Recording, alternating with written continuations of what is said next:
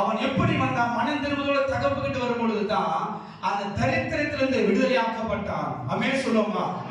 ஆனா நம்ம எப்படி தான் இருப்போம்?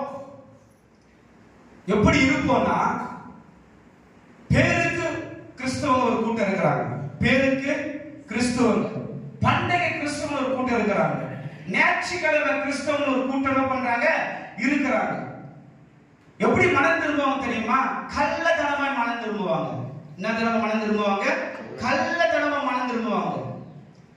கிறிஸ்துமஸ் நியூ இயர் வந்தாச்சு.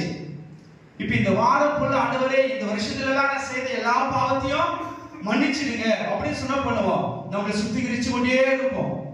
நியூ இயர் வந்துடும், ஆண்டவர் நல்ல ஒரு வாக்குத்தத்தத்தை எனக்கு தாங்கன்னு சொல்லுவோம், எடுத்துக்குவோம். ஒரு 3 நாளைக்கு இருப்போம். 4ஆவது நாள் மறுபடியும் என்ன பண்ணுவோம்? அதே பாவத்தில் போய் விழுவோம்.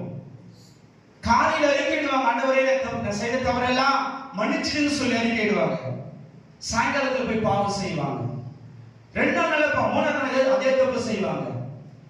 ஏதாவது ஒரு கஷ்டம் வரும் பொழுது, ஆண்டவரே இந்த கஷ்டம் எதனால வந்துச்சு என்பது நல்லா எனக்கு தெரியுது, உங்களுக்கு விரோதமா அந்த மாதிரி காரியத்தை செய்தேன், இப்படி பேசிட்டு இப்படி நடந்துட்டேன், இனிமேல் நான் தப்பு செய்ய மாட்டேன், அந்த கஷ்டத்தை என்ன பண்ணுங்க எடுத்து போட்டுன்னு சொல்லி என்ன பண்ணாங்க அப்படியே ஒப்பு கொடுப்பாங்க. இனிமேல் எந்த தப்பு செய்ய மாட்டேன் ஆண்டவரே, உங்களுக்கு பிடிக்காத ஒரு காரியத்தையும் நான் செய்ய மாட்டேன் ஆண்டவரே அப்படின்னு ஒப்பு கொடுப்பாங்க.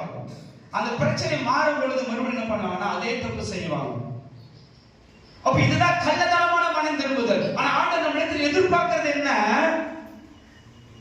ஆமா, உள்ளத்தின் ஆழத்திலிருந்து சரியான ஒரு மனம் திரும்புதலோடு கூட ஆண்டவரை தேடி வரணும்னு ஆண்டவர் எதிர்பார்க்கிறாரு. ஆமென் சொல்லுமா?